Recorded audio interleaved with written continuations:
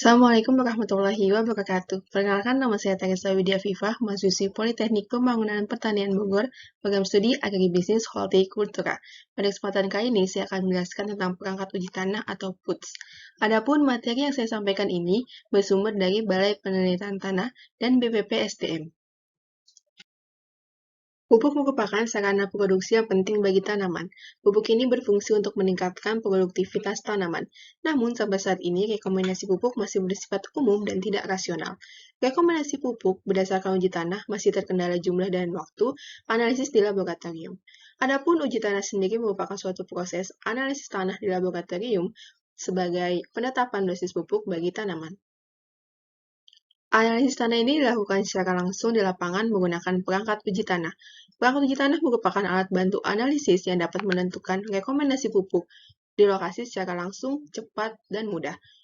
Perangkat uji tanah ini berfungsi sebagai dasar penetapan dosis pupuk untuk tanaman.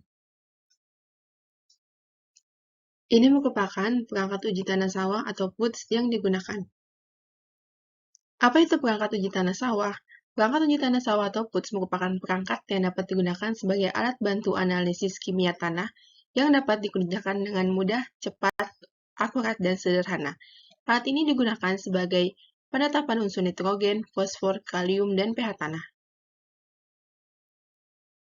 Ini merupakan perbandingan antara perangkat uji tanah dengan analisa rutin di laboratorium.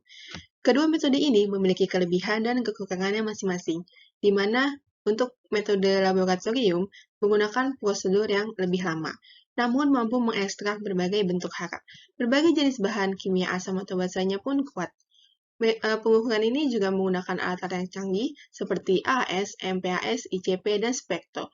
Dan untuk angka kuantitatifnya sendiri memiliki ketelitian yang lebih tinggi.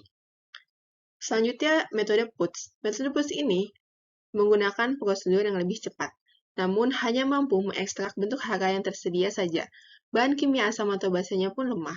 Dan untuk pengukurannya sendiri secara kolorimetri atau pewarnaan.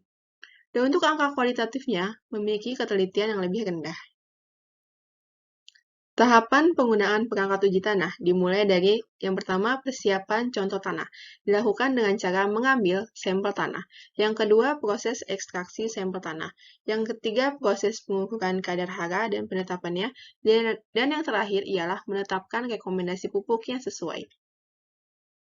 Prinsip kerja PUTS ini terdiri dari dua komponen. Yang pertama mengekstrak hara tanah, di mana mengekstrak hara tanah ini terdiri dari NPK yang berada dalam larutan tanah. Hara ini merupakan komponen yang dapat diserap atau digunakan secara langsung oleh tanaman. Yang kedua ada mengukur kadar hara. Pengukuran dilakukan dengan metode pewarnaan atau kolorimetri. Hasil pengukuran ini bersifat semi kuantitatif, di mana digolongkan menjadi 3 kelas, yaitu kelas rendah, sedang, dan tinggi. Adapun cara penetapan tanah yaitu yang pertama, mengambil 0,5 gram contoh tanah atau 0,5 mili dan dimasukkan ke dalam tabung reaksi.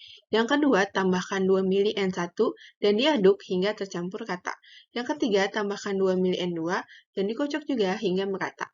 Lalu, tahap selanjutnya ialah tambahkan 3 tetes N3 dan dikocok hingga merata.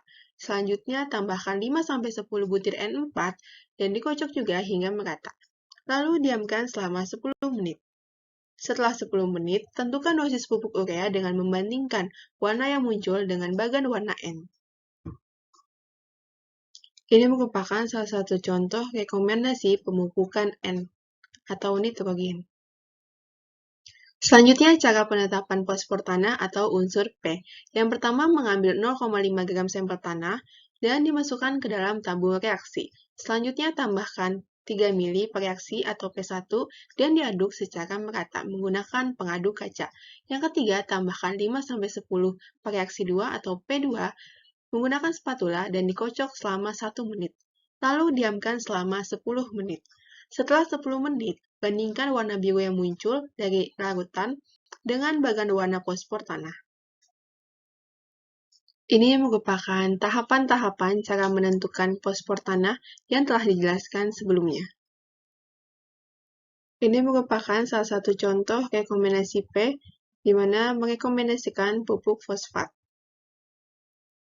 Tahap selanjutnya yaitu cara penetapan tanah atau kalium.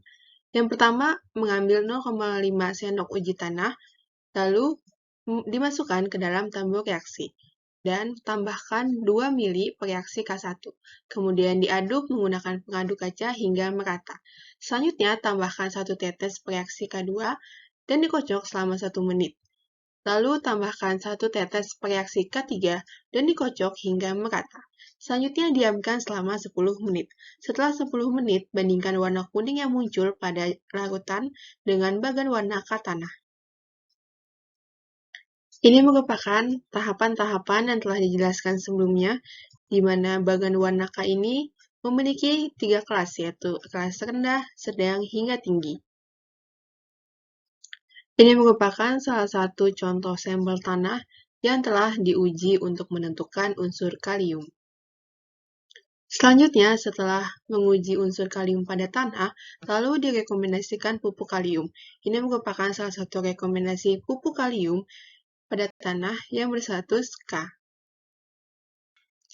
Yang terakhir ialah penetapan pH tanah, di mana yang pertama mengambil 0,5 sendok sampel tanah, lalu dimasukkan ke dalam tabung reaksi. Selanjutnya menambahkan 4 mili per reaksi pH 1 dan diaduk menggunakan pengaduk kaca.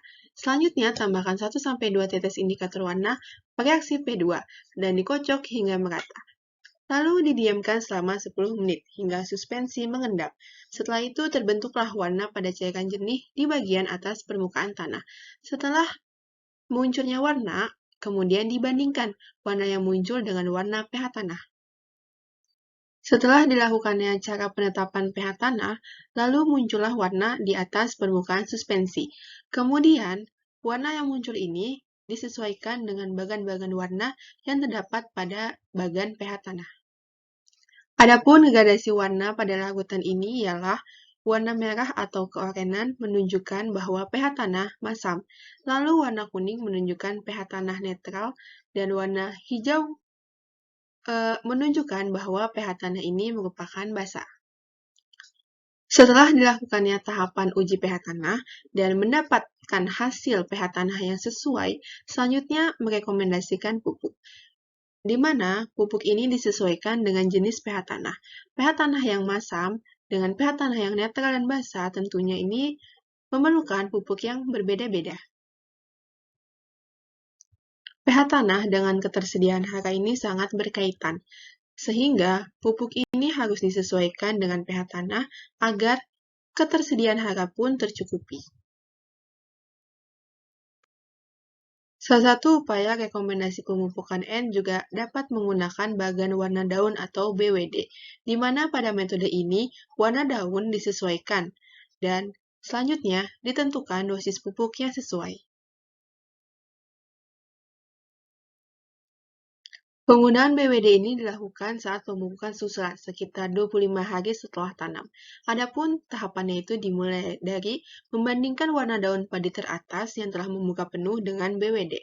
Selanjutnya menggunakan takaran pupuk urea sesuai nilai warna daun.